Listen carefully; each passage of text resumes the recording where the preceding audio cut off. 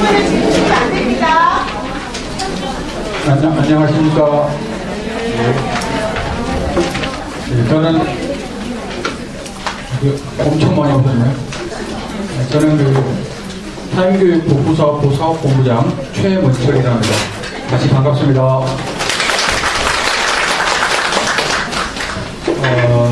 인사만 하러 좀 왔습니다. 수능이 일주일 연기되는 굉장히 복잡다단한 입시 일정 속에서 우리 어머님들이 현재 고2니까 내일은 아니지 않습니까? 그럼에도 불구하고 수능과 연관된 관심이 최고조에 달할 때가 아닌가 싶습니다.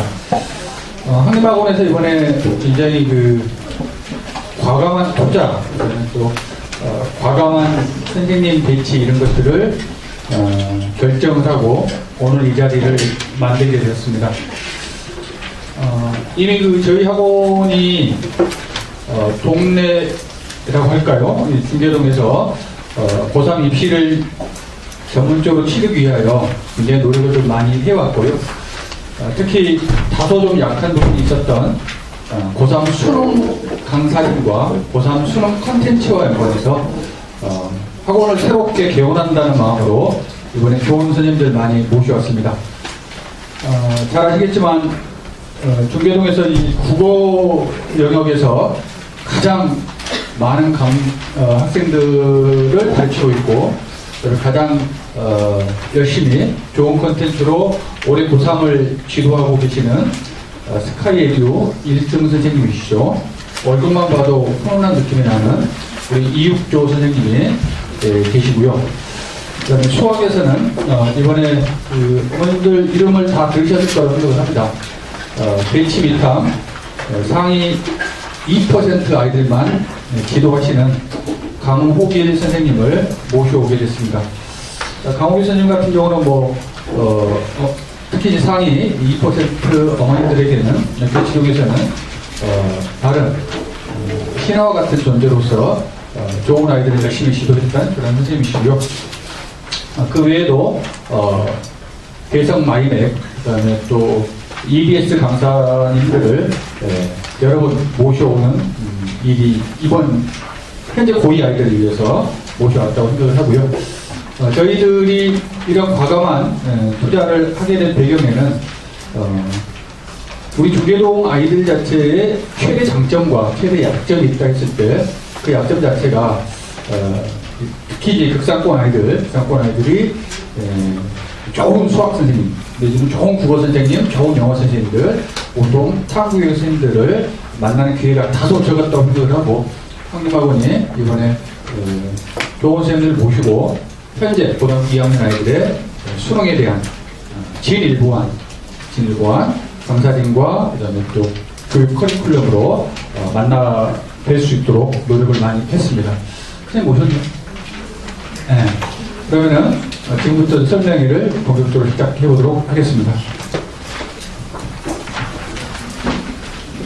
네, 순서에 앞서서 잠깐 안내 말씀드리면요. 어머니들 가지고 계신 자료가 너무 많죠. 그 중에서 요 색깔로 된 신청서랑 그 밑에 바로 강의 신청서가 있습니다. 저희가 설명회를 앞으로 12월까지 많이 준비했습니다. 수능 일정으로 인하여 좀 설명회 일정이 많이 변경되었으니 잘 보시고 전에 신청하셨던 분들은 따로 신청 안 하셔도 되고요. 추가로 신청하실 분들 나가시면서 설명회 말씀해 주시면 신청서 내주시면 되고요. 오늘부터 수능 강좌에 대한 등록이 시작되었습니다. 그 안에 예약지가 있는데요. 어머니 거기에 예약지를 내시거나 아니면 바로 나가셔서 수업 등록해 주시면 감사하겠습니다.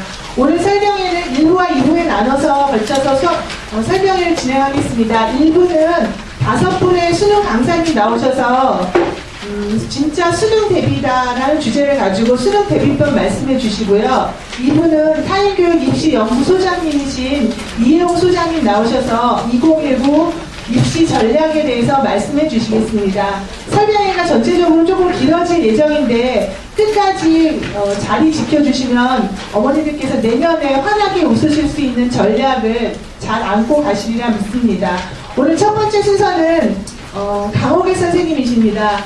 설명이 필요 없는 선생님이시지만 아까 본부장님께서 많이 말씀해 주셨습니다. 강남대성에서 강의하시고 지금 대치미타운 최상위권을 가르치고 계십니다.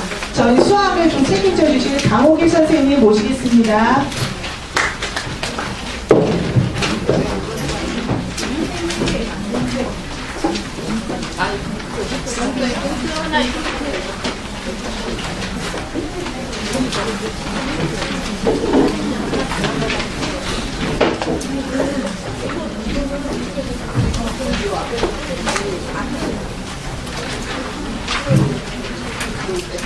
인사드리겠습니다.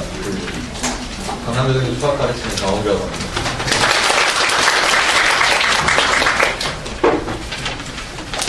매년 상명례를 할 때마다 느끼는 거지만 여기 물론 이제 어머니들도 공부량이 많으시니까 상명례 오시는데 아이들하고 얘기를 나누면 제일 좋을 것 같다는 생각을 늘 하면서도 늘 이렇게 앞에 계신 분들은 부모님들이라서 제가 애들한테 하는 것처럼 설명을 못하겠지만 그래도 도움이 되는 방향으로 수업을 어떻게 하겠습니다 이런 것도 좋을 것 같은데 수학을 이제 1년 동안 어떻게 하면 괜찮을지 그런 거 중심으로 여기에 얘기를 해나가도록 하겠습니다. 그래서 순서는 제가 설명해 드리고 간단하게 해놨지만 지금 현재 수학이 어떻게 시험이 진행되고 있는지 그다음에 아셔야 될 것 같고 그다음에 제가 제주반이나 저 강대 아이들이나 또는 대치동에서 가르치면서 또 많은 아이들을 봐왔고 그다음에 그들이 어떤 문제를 갖고 있는지에 대해서 얘기를 드리고요. 마지막은 그러면 선생으로서 또는 이제 부모로서 우리 아이들을 어떻게 이끌어가는 게 그들한테 가장 도움이 되는지 이렇게 순차적으로 제가 말씀드리도록 하겠습니다.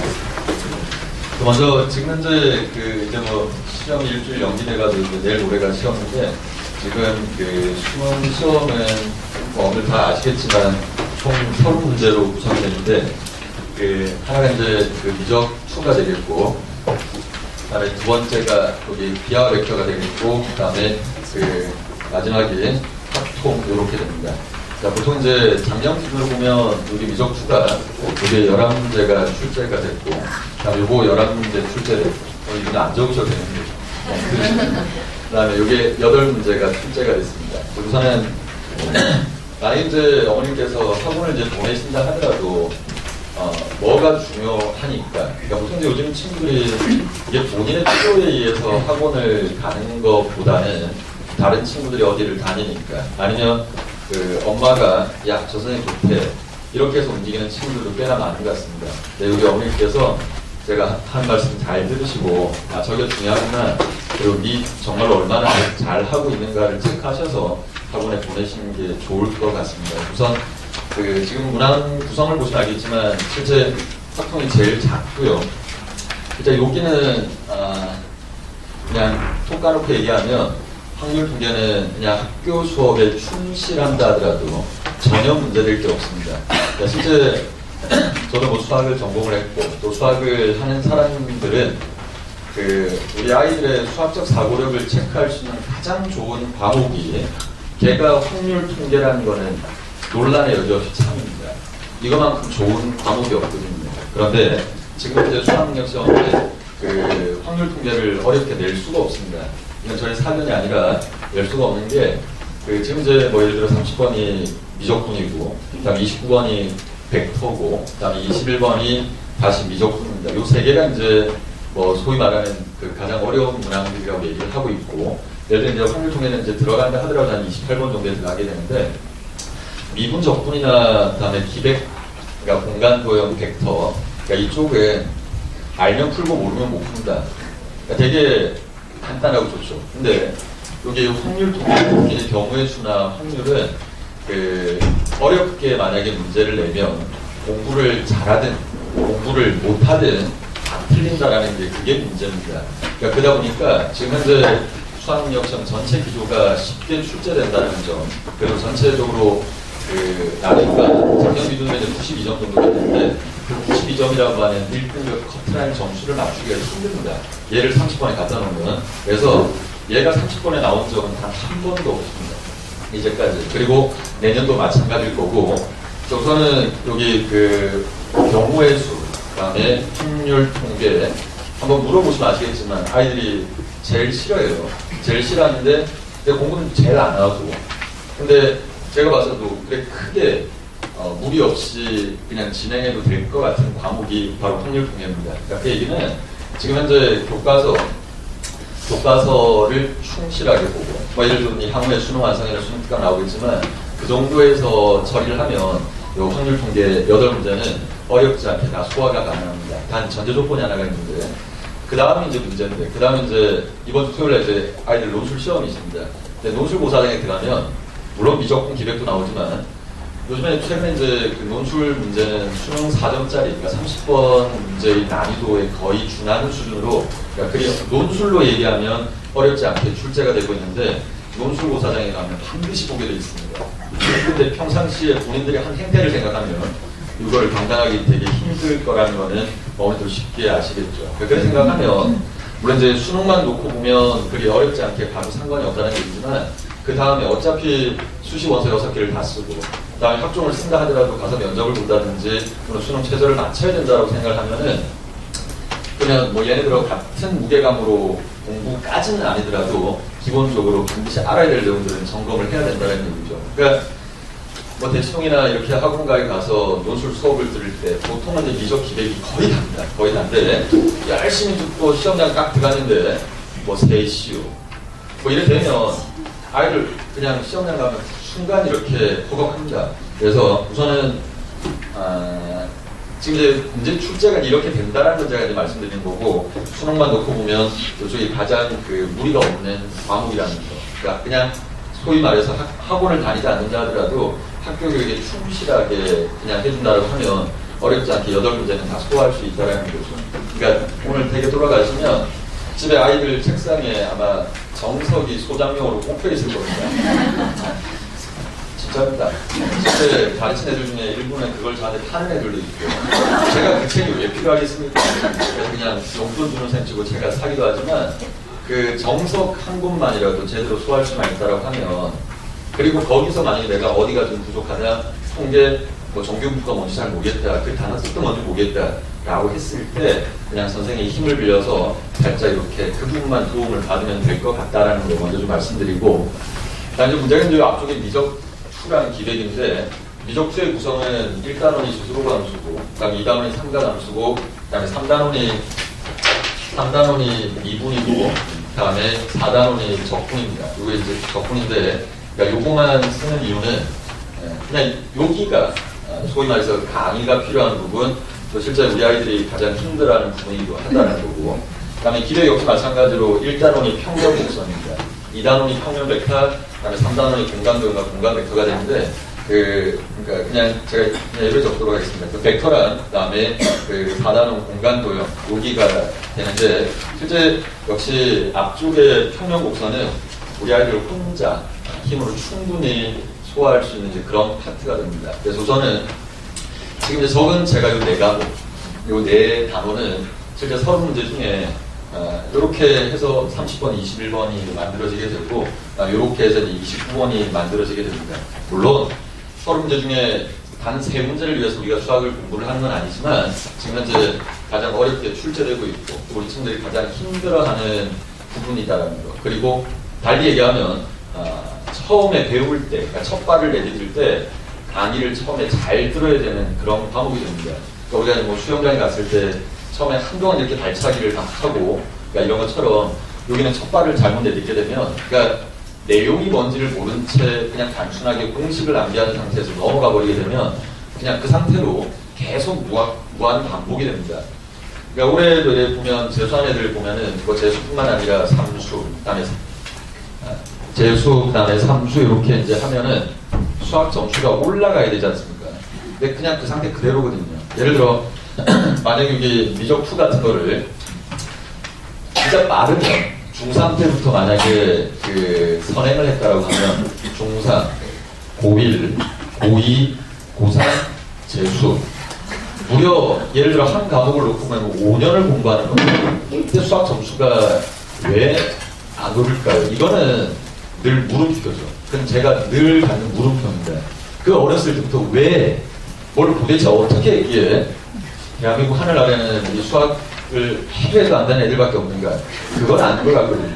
그건 아닌 것 같은데 어쨌든 점수가 정체되어 있다는 겁니다. 그러니까 그 말은 여기 있는 과목들은, 요 단원들은 처음에 발을 내밀 때 잘 내밀어야 되고 거기서 이제 강사, 그러니까 선생의 역할이 대단히 중요하다는 거를 제가 우선 말씀드리도록 하겠습니다. 그래서 우선 원래 이제 저번 주 시험이 치러졌으면 올해 시험 결과물을 가지고 얘기를 나누면 더 좋았을 것 같은데 어쨌든 그 최근에 문제가 출제된 형태가 이렇게 우선 구성이 된다는 걸 우선 좀 말씀드리도록 하겠습니다. 그럼 이제 제가 그 가르치면서 이제 느꼈던 바들 이런 것들을 말씀드리면서 뭐가 문제인지를 말씀드리도록 하죠. 우선은 그 아까 제가 집에 있는 소장용 책 정석을 얘기를 했는데 요즘 친구들은 그런 것 같아요. 다가 그런 건 아닌데 그 자기가 보고 싶어하는 것만 보려고 하고 그다음에 자기가 듣고 싶어하는 것만 들으려고 하는 것 같습니다.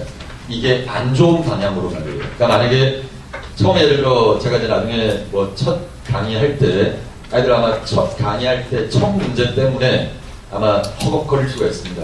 쟤 뭐 하지? 저게 뭐였지? 라고 하는 거 말이에요. 그러니까 실제 많은 친구들이 교과서에서 뭘 배우면 예를 들어 미분 제일 첫 단원이 그 목세 미분법입니다. 그러니까 미분하는 방법을 설명하는 건데 그냥 단순하게 공식만 알고 있어요. 그러니까 그게 어떻게 쓰이는지 그리고 제일 중요한 거는 그걸 왜 배워야 하는지에 대해서 이걸 아마 배웠을 것 같은데 원래 그러니까 보통 친구들이 그런 게 별로 관심이 없죠. 그러니까 왜 배워야 하는지 예를 들어 내신을 하면서 몇천 문제, 몇만 문제를 풀고 나서 다시 12월 달에 강호기를 만났다. 근데 하는 말 족족 뭐 말하는지 모르겠다. 분명히 저는 한국어로 얘기를 하고 있는데 그럼에도 불구하고 그래서 우선은 문제점 중에 하나는 가장 중요한 것 같은데 아이들이 자기 책상에 있는 책 한 권을 그게 교과서든 그게 정석이든 아니면 그게 기출문제집이든 단 한 권이라도 제대로 처음부터 끝까지 소화를 하지 못한다는 겁니다. 예를 들면 만약에 정석을 이게 굳이 뭐 실력이 아니어도 될 것 같은데 기본 정석을 1페이지부터 마지막 페이지까지 다 풀다 보면 거기에 많은 문제들이 별표도 쳐지게 되고 그다음에 체크를 하게 되고 또 이해가 안 되는 문구가 나오면 거기다 아마 색깔을 칠하게 되고 이래 될 겁니다. 그러면 그걸 위해서 그게 만약에 혼자 감당이 된다라고 하면 뭐 상관없지만 그게 아니면 이걸 위해서 내가 예를 들어 밖에 오프라인 수업을 든다고 하면 어떤 거를 아니면 이게 학교 수업으로 충분히 감당이 가능한지 아니면 인강이 좀 필요한가 이거에 대한 판단을 할 수 있을 것 같은데 많은 친구들이 그걸 하지 못한다라는 거죠. 뭐 저도 그렇고 여기 계신 어머니들도 그렇고 저희 공부할 때 밖에 학원 별로 없었던 것 같거든요. 또 저는 뭐 돈도 없어서 학원 못 다닌 것 같은데 근데 필요에 의해서 자기 필요에 의해서 이게 수업을 듣는 행태가 돼야 되는데 우선 자기 학습이 안 되다 보니까 혼자 공부하는 그러니까 예를 들어 수학 문제만 놓고 보면 문제 되게 길어봐야 한 3-4줄 밖에 안 됩니다. 여기 우리 뭐 국어생도 계시지만 국어 비문학 얼마나 깁니까? 근데 그거 읽으면서 그 수학 3줄밖에 안 되는 그 글을 못 읽어가지고 문제를 못 푸는 친구들이 대단히 많죠. 단지 글을 못 읽을 뿐만 아니라 그게 어떤 의미를 갖고 있고 그걸 하기 위해서 수학에 어떤 내용을 써야 될지에 대한 판단 자체가 안 되는 그러니까 어찌 보면 영어로 생각을 하면 영어 단어를 전혀 모르는 상태에서 독해를 하겠다고 주변 분위기를 이렇게 봐가지고 그 단어의 뜻을 추론하겠다. 이거는 너무 욕심쟁이들이죠. 그래서 우선은 제가 느꼈던 가장 큰 문제점은 책 한 권을 제대로 안 본다는 겁니다.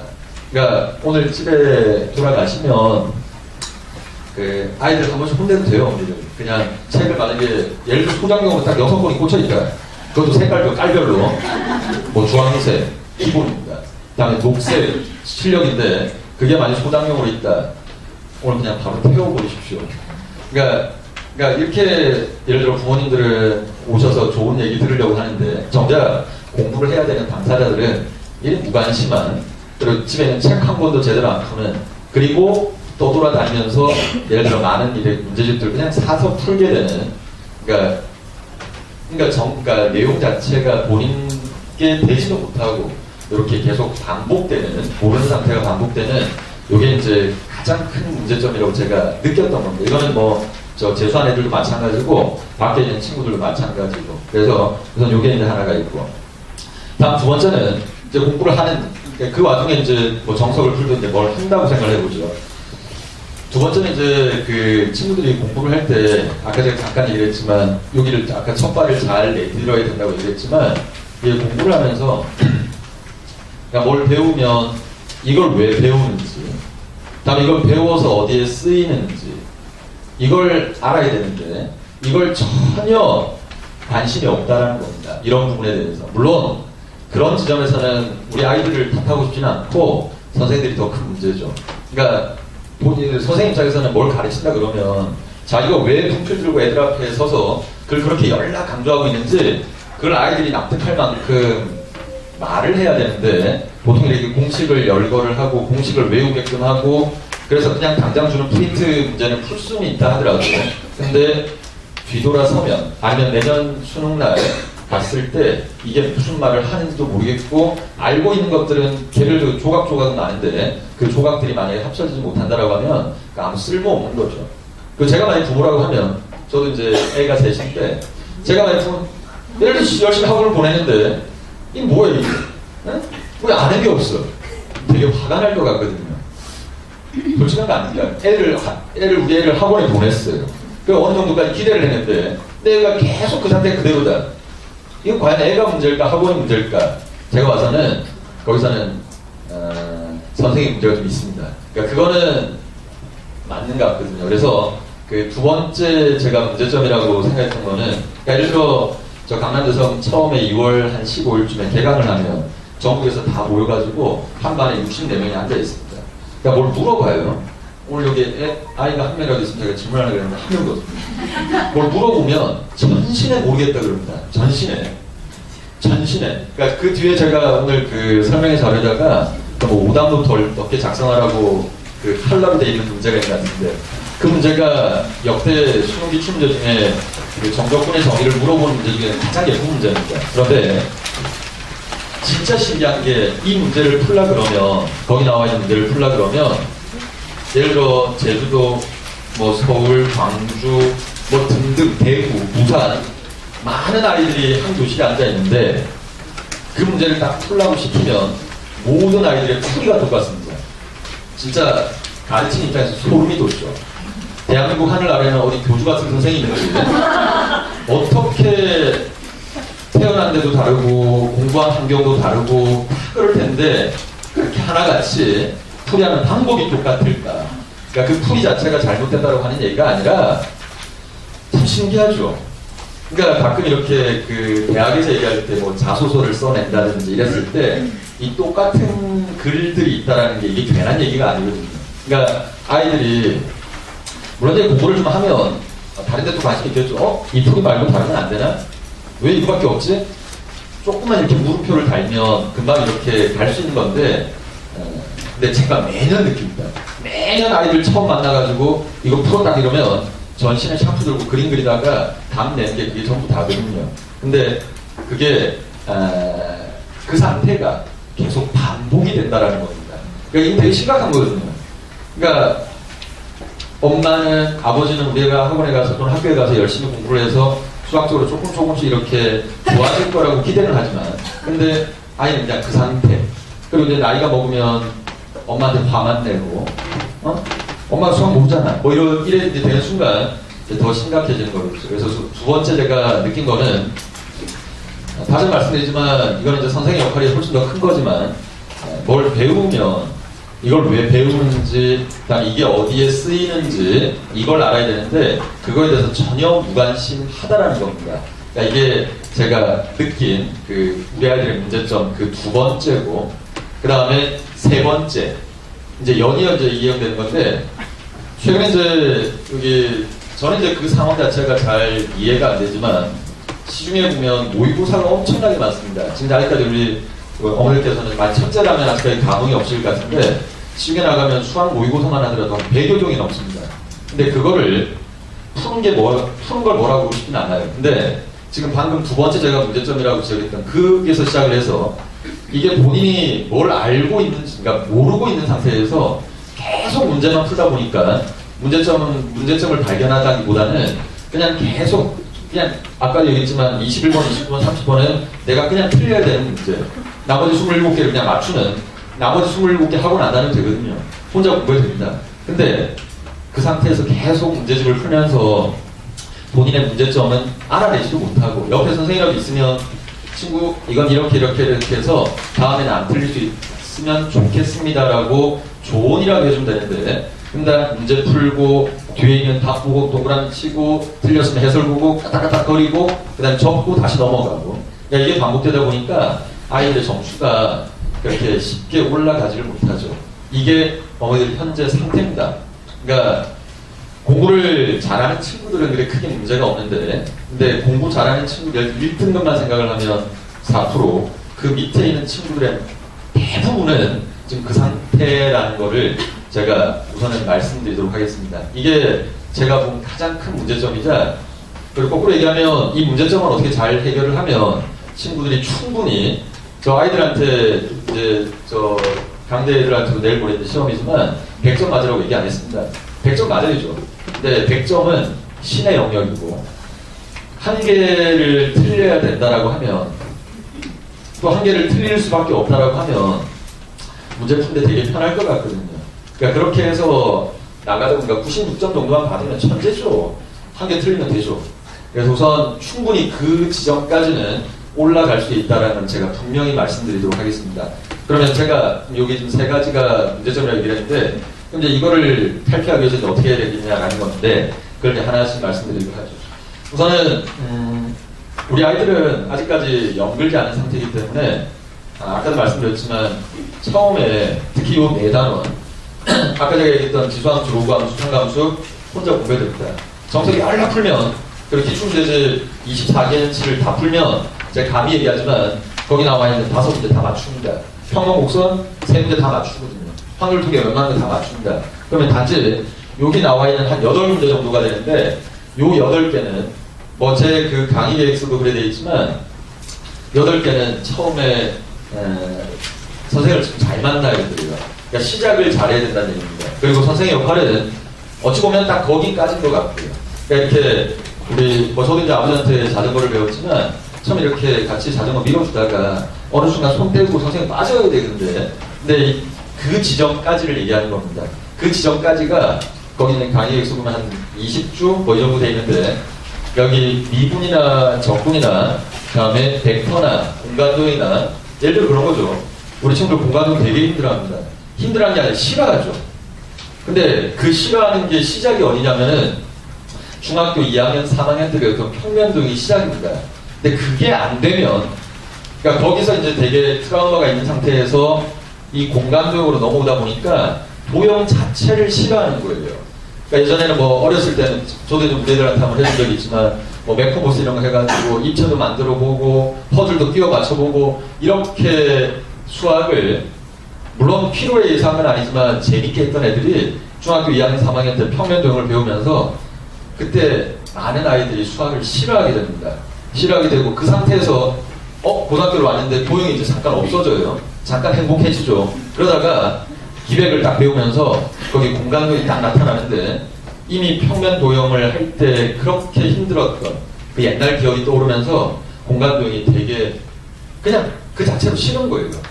뭐 빛을 비춰서 그림자 모양을 알아보라 그러면 별로 관심 없죠. 그냥 뭐 그러다 보니까 여기는 해도 아이들이 그러니까 재수를 해도 한 10월 달쯤에 얘들아 선생님이 마지막 너희들을 위해서 뭘 해줄까라고 하면 요 공간 도형이 1번입니다. 1번. 근데 이게 하루아침에 되지는 못하거든요. 그리고 이걸 하기 위해서는 평면 도형에 대한 기본적으로 그 지식들이 좀 잘 돼 있어야 되고 뭐 어려운 얘기는 아닌 것 같은데 1차원을 알고 그다음에 이거 알고 있다면 그 다음에 2차원을 아는 거고 2차원을 알고 그 다음에 3차원을 알고 그 다음에 이거 다음에 그 다음을 넘어가게 되는 건데 그러니까 그러다 보니까 앞에가 전혀 무방비 상태. 그러니까 우리가 그 뭐 탑을 준다 그러면은 그러니까 이렇게 된 상태. 그러니까 이렇게 부실하게 된 상태다 보니까 밑에가 살짝 끊어버리면 그냥 우장창 무너지게 됩니다. 수학은 기본적으로 입시 과목 중에 하나이긴 하지만 수학은 기본적으로 학문입니다. 그러니까 계단식으로 학습이 제대로 진행되지 않으면 고3 때 오면 모든 게 뽀록이 납니다. 그러니까 어머니들이 가장 많이 하는 얘기가 고3 때 딱 오면 재수하는 들 마찬가지지만 우리 애가 고2 때까지는 수학을 되게 잘했습니다. 한두 개밖에 안 틀렸습니다. 근데 3학년 때 3월달에 첫 시험을 보면 이게 왜 이래 됐습니까? 저도 참 궁금하거든요. 물론 부모님도 모르는 제가 어떻게 알겠습니까? 근데 그거는 인지상정이라고 하는 거죠. 그러니까 이미 바닥이 아주 이렇게 약한 상태. 그러다 보니까 실제 고2 때까지 애들이 시험을 제대로 보는 애들도 없고요.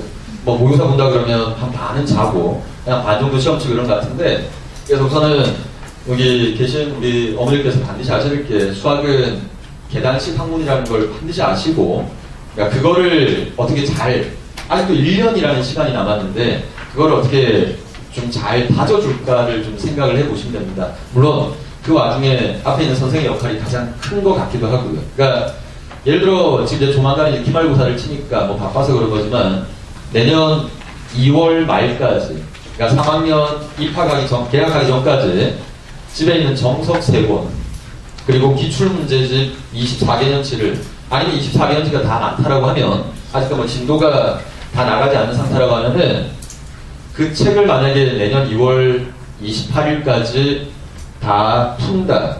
제가 감히 말씀드리는데, 그 친구 수학 때문에 그렇게 크게 힘들어할 일은 없습니다. 물론 그 기출문제가 수능 시험 문제이기 때문에 당연히 어렵습니다. 어려우니까 일부 문제들은 또 당연히 강의를 들어야 되겠지만, 어쨌든 그렇게 해서 그렇게 이제 풀다 보면, 아까도 제가 말씀드린 것처럼 내가 여기가 뭐 말인지 저는 모르겠다. 네? 적분해 보면 미적분하기 기본 정리라고 했는데 제목은 왜 적어놨는데 밑에 공식은 2개가 있는데 그 공식이 뭔 얘기를 하는지 전혀 못 알아먹겠다. 제가 고3 때 그랬습니다. 촌에서 나와가지고 선생님들이 몰라서 그런 거죠. 저한테 가르쳐준 선생님이 단 한 명도 없었습니다. 대학 가서 알았습니다. 대학 가서 알았는데, 그러니까 하다 보면 아이들이 이제 문제를 풀다 보면, 그러니까 내용을 하다 보면 팩트를 서술하는 거, 그러니까 그게 무엇이다라는 거 서술하는 것까지 다 잘합니다. 근데 그 다음이 문제인데, 근데 이거 왜 하지? 여기다 물음표를 쳤는데 주변에서 아무도 대답을 안 해준다. 본인들은 학생들이 알기는 좀 힘들고요. 그러니까 그게 그런 일이 이제 많이 발생하게 되면 그때 이제 그 선생이 좀 힘을 빌리는 게 그게 좋을 것 같습니다. 그러니까 여기 오신 우리 부모님들은 너무 서두르지 마시고, 그러니까 방학 때 보면 또 수학을 또 많은 학원들을 이제 보내실 것 같은데, 그 내년 2월 말까지 그 아이들이 그 어차피 내신을 한다고 이제까지 많은 문제를 풀었을 텐데, 그 혼자 자율학습을 해야 되는 시간과 그다음에 학원에 가서 그거를 부족한 부분을 메꾸는 시간을 좀 치밀하게 계산을 하셔서 하는 게 좋을 것 같고, 그래서 우선은 수학을 잘하는 방법은 제가 뭐 그 뒤에 별표치고 적어놓긴 했지만, 우선은 기본 개념, 여기 부모님들도 다 대학 입시를 치르셨던 분들인데 기본에 대해서 대단히 좀 강해야 됩니다. 특히 여기는 더더욱더 그렇습니다. 미분, 적분, 공간도용, 벡터, 여기는 개념을 처음에 제대로 배우지 못하면 그게 계속 그 상태로 반복이 된다는 거, 그거 제가 다시 한번 말씀드릴 테니까, 그 어머니들께서 할 수 있는 거는, 우리 부모님들 할 수 있는 거는, 이제 고3 됐으니까 내일 모레면 이제 걔네들이 수험생입니다. 고3 됐으니까 적어도 어느 정도까지 강요를 하셔도 될 것 같아요. 이 책 다음 달까지 다 풀어, 아니면 학원을 접든가, 이렇게 하는 게 좋습니다. 이건 그냥 엄마 왜 그래, 그냥 제가 얘기했다고 말씀드리고 어떤 선생님이 그렇게 하래 하고 그냥 무작위로 그냥 시키십시오. 그러니까 서점에 가면 아니면 선배들한테 그 애들 그 기출문제집을 뭐 이렇게 뭐 올해 거야 뭐 다시 이제 뭐 뽑아서 한다니까, 그 선배들 중에 책 이렇게 뭐 물려받아도 상관없을 것 같고, 아니면 그 서점에 가면 기출문제집이 많은데, 뭐 근데 교육과정 평가원에 들어가도 모든 기출문제가 다 들어가 있습니다. 단지 해설이 없다라는 거죠. 우리 애들이 해설이 없으면 너무 싫어하거든요. 근데 어쨌든 기출문제랑 그다음에 가장 기본이 되는 책들을 내년 한 2월 말까지 본인이 풀면서 그다음에 수업을 듣는 게 좋을 것 같고, 아니 제가 이제 수업을 요새 이제 진행을 하게 되면 저랑 같이 하는 친구들은 제가 지금 제가 이제 되게 부드러운데 그 우리 아이들은 제가 무차별적으로 그냥 눌러버립니다. 그러니까 그렇게 안 할 거면 저랑 만나야 될 이유도 없고, 저 앞에 있는 저도 애들한테 도움이 되려고 앞에 서 있는데 도움이 안 되면 서로 헤어져야죠. 그게 이제 저는 기본이라고 생각을 하고, 그러니까 만나면 저는 걔네들을 그렇게 몰고 갈 겁니다. 뭐 당연히 강이지만 몰고 갈 테니까 우선은 그 첫 번째 가장 중요한 게 그 기본기가 좀 탄탄하게 돼 있어야 되겠다. 그러니까 가장 쉽게 얘기하면 자기가 가지고 있는 교과서 3권만이라도 제대로 소화할 수 있는 이 정도가 돼야지 그 모든 거를 선생님의 몫으로 돌려놓으면 그냥 허수아비들이죠. 아무것도 못한다 진짜. 그래서 근데 애들은 참 신기한 게 애들은 정직하거든요. 하라 그러면 합니다. 아까도 얘기했지만 처음에 제가 이제 와가지고 저를 이제 아이들 만나면 저는 되게 부담스럽습니다. 왜? 첫 번째 내용 설명하고 첫 번째 문제를 풀렸는데 첫 번째 문제가 안 풀린다. 순간 짜증나거든요. 그러면 이제 자기가 모르는 거를 풀어 들어오니까 거기서 이제 거부감이 들기도 하고 이렇게 반감이 생기기도 한데 그거 조금만 참으면 그런 친구들 금방 그냥 이건 저희 자존심이기도 하고 금방 점수가 금방은 아니지만 찬찬히 올라가게 되어 있습니다. 그래서 우선 그 어머니께서 아셔야 될 게 그러니까 이런 맥락에서 학원을 그러니까 그 인간이든 가게 단과든 이런 것들을 어머니께서 선택의 기준으로 삼아 주셔야 될 것 같고 가장 중요한 게 그 기본기가 탄탄해야 됩니다. 아까도 말씀드렸지만 수학은 계단식 학문입니다. 이거를 무시해버리면 그냥 이렇게 잔잔히 간다 하더라도 나중에 수능날 모든 게 뽀록이 납니다. 그리고 시험장을 빠져나온 아이는 우리 어머니나 아버지한테 감히 얘기하죠. 마킹 실수했다고 밀렸었다고. 그걸 누가 물론 애 손을 잡고 평가원에 가가지고 본인 확인을 거쳐서 답안지를 확인할 수 있겠지만 그렇게 한 부모님들을 제가 본 적이 없습니다. 근데 우리 굳이 아이들을 그 상태까지 우선 우리 어머니들한테 보낸 부탁은 그런 기본에 좀 강할 수 있는 친구들이 될 수 있도록 위에서 이렇게 푸시만 해주시면 됩니다. 푸시만 해주시면 되고 그리고 본인의 필요에 의해서 네가 예를 들어 가운데 수업을 들으러 간다고 했을 때 뭐가 필요해서 가는지 이거에 대해서 명확하게 설명을 아이한테서 들을 수 있어야 되지 않을까라고 하는 그런 거를 우선 좀 제가 말씀드리도록 하겠습니다. 우선 가장 중요하게 제가 생각하는 게 제가 말씀드리고 두 번째는 이제 그 평상시에 이제 수학 공부를 이제 해 나가다가 이게 모르는 게 이제 발생했을 텐데 보통 이제 아이들이 모르는 걸 계속 반복해서 틀리는 경향들이 되게 많습니다. 그래서 제가 그 뒤에 이제 뭐 그 오답 노트를 어떻게 작성하라고 얘기를 했지만 그 반드시 뭐 대학 노트를 사가지고 공책에다가 문제 오려 붙이고 밑에 해설지 더덕더덕 붙여가지고 이걸 하라는 얘기가 아니라 그 자기가 1년 내내 볼 수 있는 가장 기본이 되는 책에다가 물론 제가 나중에 개념서를 같이 공부하는 책을 그렇게 이제 그런 의도로 만들긴 하지만 책에다가 그러니까 자기가 틀렸던 것들 매번 이렇게 체크해 놓을 수 있고 포스트잇 붙여 놓을 수 있고 이런 거라면 제일 좋거든요. 굳이 뭐 이렇게 풀 사고 뭐 이런 사서 붙이고 이런 거보다는. 그래서 그 틀린 것들에 대해서는 집요하게 아이들이 그 이게 추궁을 해서 그걸 나중에 틀리지 않도록 어머니께서 그냥 이렇게 지나가시다가 이렇게 한마디씩 해주는 게 되게 중요할 것 같습니다. 물론 제가 현장에서 만나면 저는 반드시 그렇게 몰고 갈 것이고요. 그래서 우선은 그 뭐지 뒤에 이제 설명돼 있으니까 제가 이제 서서히 마무리를 하겠는데 아까 그 제가 논술 시험이 그 수능 30번 문제랑 거의 난이도가 똑같다 그랬습니다. 사실입니다. 그러니까 수능을 예를 들어 열과 성의를 다해서 준비를 한다. 그러면 논술 그래 크게 부담 없이 시행할 수 있습니다. 이번 토요일이 논술 시험입니다. 근데 무슨 알겠지만 한번 관찰해 보세요. 토요일이 논술 시험인데 금요일 날에 학원에 논술 강의가 개설됩니다. 하지 말라는 얘기가 아닙니다. 논술 강의 개설되는데 1년 내내 논술 한 번 안 해봤던 애들이 단 하루, 그것도 3시간 논술을 하겠다고 학원을 놓죠. 지푸라기라도 잡는 심정으로. 그냥 잡는 겁니다. 그냥 다 끊어지게 돼 있습니다. 근데 그 어차피 어머니들도 아셔야 될 게 매년 똑같거든요. 목요일날 수능 시험 치고 나면 금요일날 하루, 그다음에 토요일날 논술 시험 보게 돼 있습니다. 근데 그것까지 염두에 두신다라고 하면 수능을 제대로 준비를 하는 게 그게 상책입니다. 그러니까 논술을 따로 준비하기가 지금 이제 겨울이니까 해도 제가 하기를 추천하고 또 했으면 하는데 이게 학기가 시작되고 나면 논술을 내신을, 수능을 이 세 가지를 동시에 병행한다는 건 거의 불가능합니다. 그래서 제가 노출을 하겠다는 얘기는 아니고 수능을 올바로 준비를 하면, 제대로 준비를 하면 거기까지 이렇게 방어를 하는데 크게 부담이 없다는 걸 제가 말씀드리도록 하겠습니다. 우선은 크게는 제가 여기까지 얘기를 하도록 하고, 그 뒤에 강의 계획 수가 있는데, 크게 이제 말씀드리면 처음에 이제 개념 수업을 한 20주 정도를 합니다.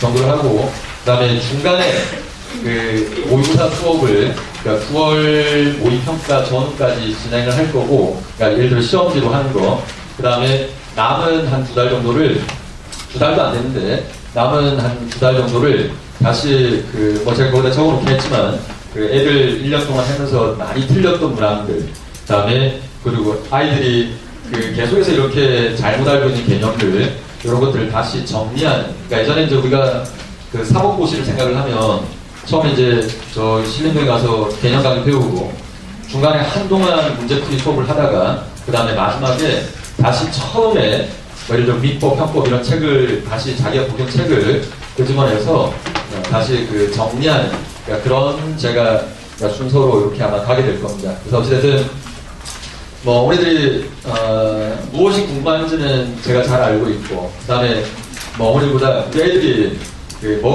뭘 힘들어하는지, 어디쯤에 가면 얘네들이 되게 힘들어해서 나가 떨어지는지 이것도 제가 정확하게 알고 있습니다.